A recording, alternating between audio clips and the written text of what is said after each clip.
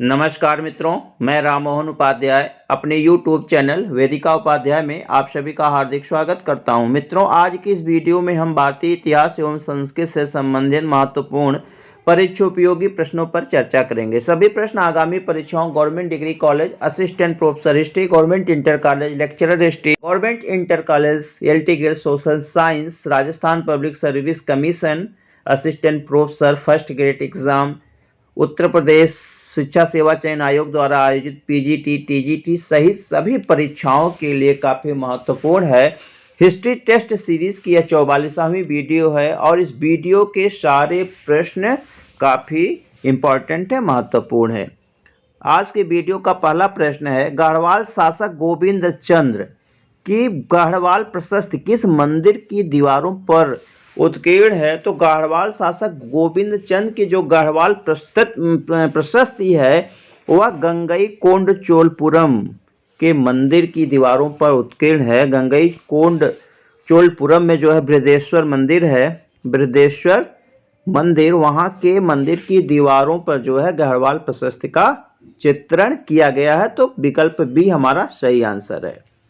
अगला प्रश्न है, सही कथन का चुनाव कीजिए। तो विकल्प ए है, बादामी चट्टान शिलालेख से अज्ञात होता है कि चालुक्यों के कुल देवता विष्णु थे। तो यह हमारा सही आंसर है विकल्प ए। जो हमारे बादामी चट्टान शिलालेख है उसके द्वारा जानकारी प्राप्त होती है कि चालुक्यों के कुल देवता विष्णु थे। विकल्प बी है, चालुक्यों के अधिकांश लेख भगवान विष्णु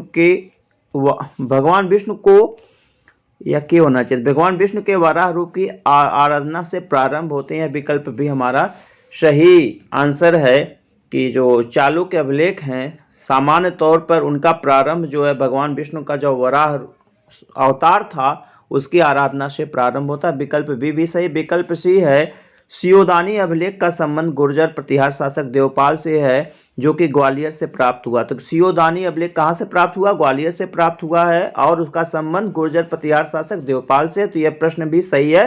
तो उपर्युक्त सभी विकल्प डी हमारा सही आंसर है। अगला प्रश्न है, निम्नलिखित में से सर्वप्रथम किस अभिलेख में युद्ध में जहाजों के प्रयोग की सूचना प्राप्त होती है? तो युद्ध में जहाजों के प्रयोग की सूचना सबसे पहले जो है हाथी गुम्फा अभिलेख से प्राप्त होती है। विकल्प डी हमारा सही आंसर है। हाथी गुम्फा अभिलेख का संबंध कलिंग नरेश या चेदवंशी शासक खारवेल से है, खारवेल से है। इसके संबंध में जितने आपके अभिलेख हैं, कुछ इंपॉर्टेंट अभिलेख हैं, उन पे महत्वपूर्ण चर्चा बाद में की जाएगी। अगला प्रश्न है, बादामी चट्टान शिलालेख के संबंध में, यहाँ पे के होना चाहिए, वर्तनी टूटियाँ कुछ हैं। तो बादामी चट्टान शिलालेख के संबंध में सही कथन का चुनाव कीजिए। तो पहला है, यह लेख चालुक्य शासक पुलकेशिन, यहाँ होना चाहिए था पुलकेशिन प्रथम का, जिसकी तिथि शक संवत 465 है। तो बादामी जो आपका शिलालेख है वो किससे, उसका संबंध किससे है? चालुक्य वंशी शासक पुलकेशिन प्रथम से है। और उस पर तिथि क्या उत्कीर्ण है या उसकी तिथि क्या है? तो उसकी तिथि है 465 शक संवत है, ईस्वी नहीं है। अगर इसको ईस्वी में कन्वर्ट करना होगा तो इसमें आप 78 जोड़ दीजिएगा। 78 जोड़ देंगे तो कितना हो जाएगा? 8 5 13 और 7 6 13, 1 14, 4 1 543 ईस्वी, 543 ईस्वी। तो पहला सही है। विकल्प भी है, यह अभिलेख कन्नड़ भाषा में लिखित प्रथम अभिलेख है। यह विकल्प भी हमारा सही है। बादामी अभिलेख की भाषा क्या है? कन्नड़ भाषा है और कन्नड़ भाषा में लिखित यह पहला अभिलेख है। तो विकल्प ए एवं बी दोनों सही। विकल्प डी हमारा सही आंसर है। अगला प्रश्न है, नृग्रंथ, यापनी, कुर्चक एवं श्वेतपत्र आदि संप्रदायों का उल्लेख किस राजवंशों के अभिलेखों में मिलता है? तो नृग्रंथ, यापनी, कुचर्क एवं श्वेतपत्र आदि संप्रदायों का उल्लेख जो है कदम्ब वंशी अभिलेखों में मिलता है। विकल्प भी हमारा सही आंसर है। और ये सभी जैन धर्म से संबंधित विभिन्न संप्रदाय किससे हैं? जैन धर्म से संबंधित विभिन्न संप्रदाय हैं।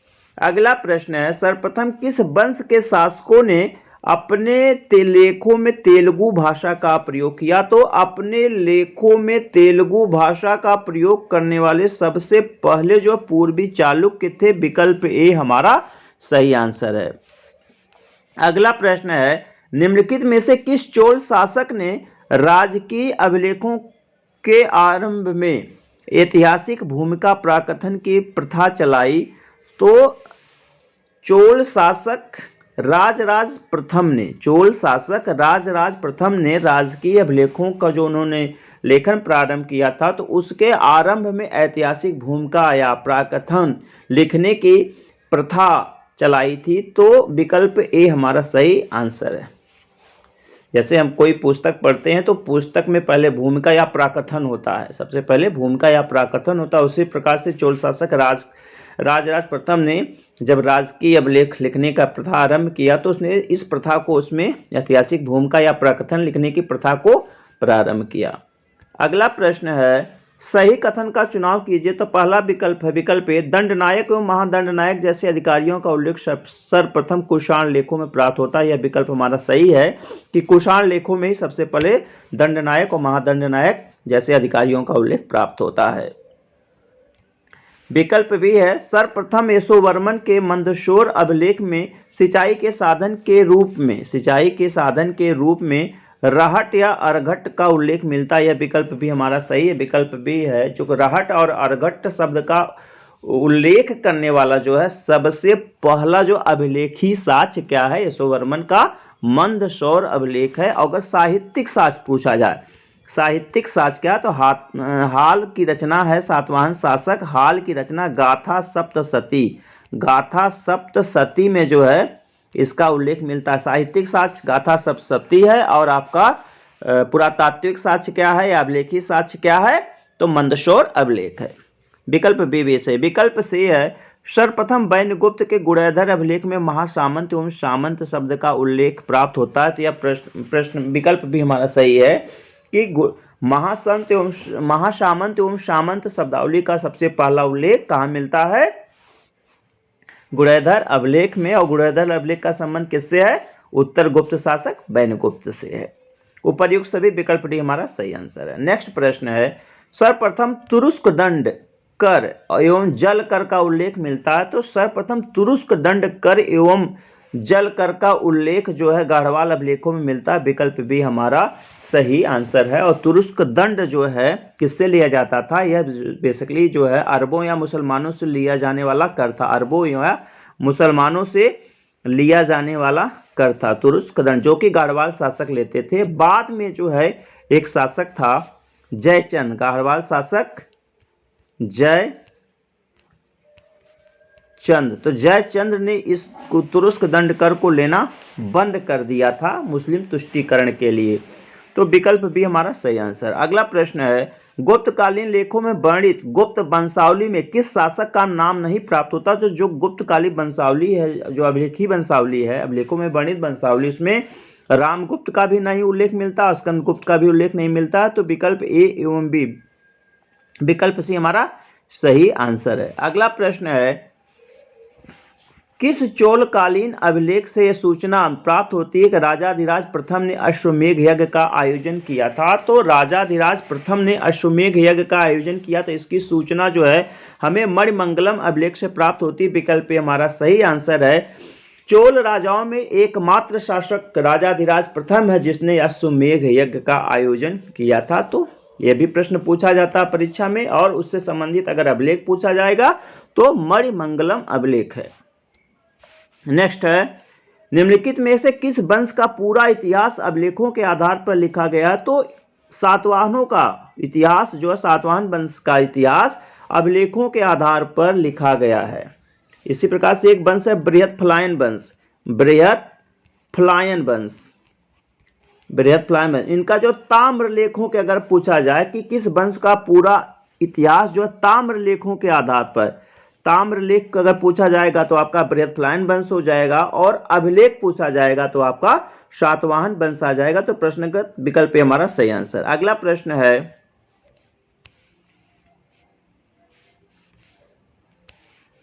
निम्नलिखित में से किस चोल शासक के अभिलेख से सूचना प्राप्त होती है कि किसानों ने करों की अधिकता के कारण कृषि को त्याग दिया था। तो राजराज तृतीय के एक अभिलेख से सूचना प्राप्त होती है कि चोल काल में जो है किसानों ने करों की अधिकता के कारण खेती कार्य त्याग कर दिया था, सभी चीजों का उन्होंने बहिष्कार कर दिया था।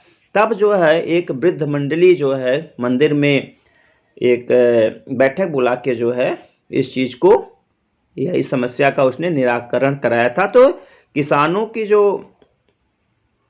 कृषि से संबंधित जो किसानों का बहिष्कार था वह राजराज तृतीय से संबंधित है। कारण था उसका करों की अधिकता। विकल्प सी सही है।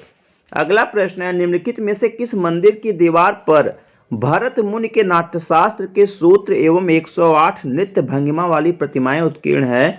तो भरत मुनि के नाट्यशास्त्र के सूत्र एवं 108 नृत्य भंगिमा वाली जो प्रतिमाएं हैं वो आपका नटराज मंदिर, चिदंबरम के नटराज मंदिर में उत्कीर्ण है। विकल्प बी हमारा सही आंसर है। अगला प्रश्न, निम्नलिखित में से किस अभिलेख को संगीत अभिलेख के नाम से जाना जाता है? तो संगीत अभिलेख कुडमीमलई अभिलेख के रूप में जाना जाता है। कुडमीमलई अभिलेख को संगीत अभिलेख के नाम से जाना जाता है और इस अभिलेख में कुडमीमलई अभिलेख में जो है संगीत के जो सप्त स्वर हैं, सातों स्वरों का उल्लेख प्राप्त होता है। विकल्प बी हमारा सही आंसर है। अगला प्रश्न है, निम्नलिखित में से किसे भारतीय मुद्रा शास्त्र के जनक के रूप में जाना जाता है? तो भारतीय मुद्रा शास्त्र के जनक के रूप में जेम्स प्रिंसप को जाना जाता है।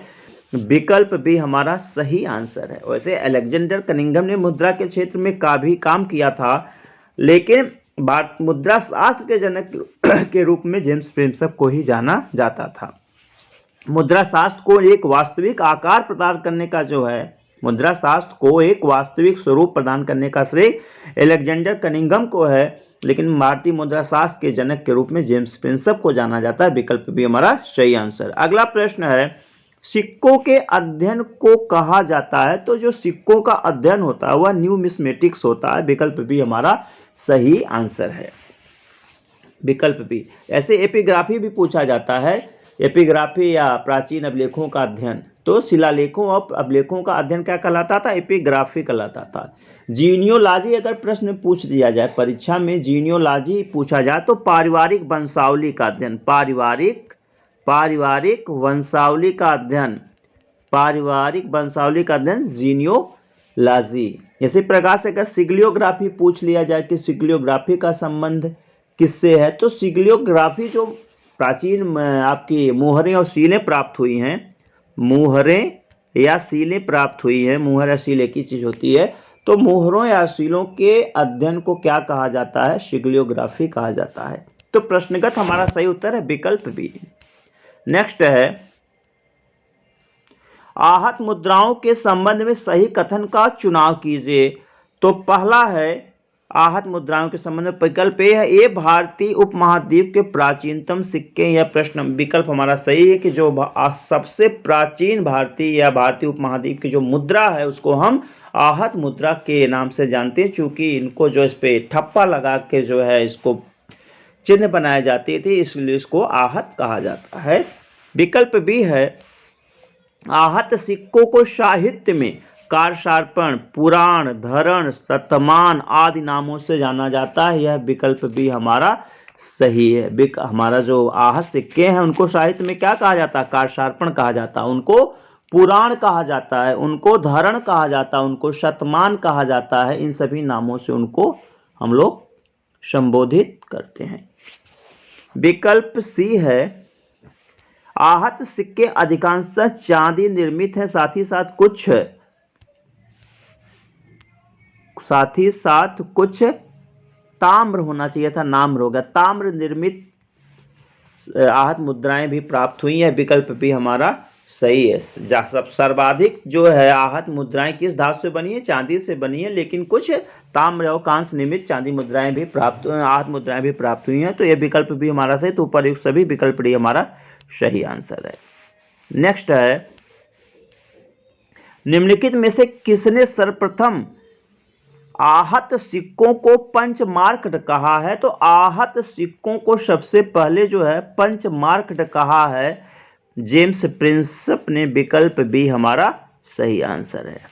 अगला प्रश्न है, निम्नलिखित में से किसने सर्वप्रथम आहत सिक्कों को आहत कहा? तो आहत सिक्कों को आहत सिक्के की संज्ञा किसने दिया है? तो डॉक्टर वासुदेव शरण अग्रवाल ने दिया। विकल्प ए हमारा सही आंसर है।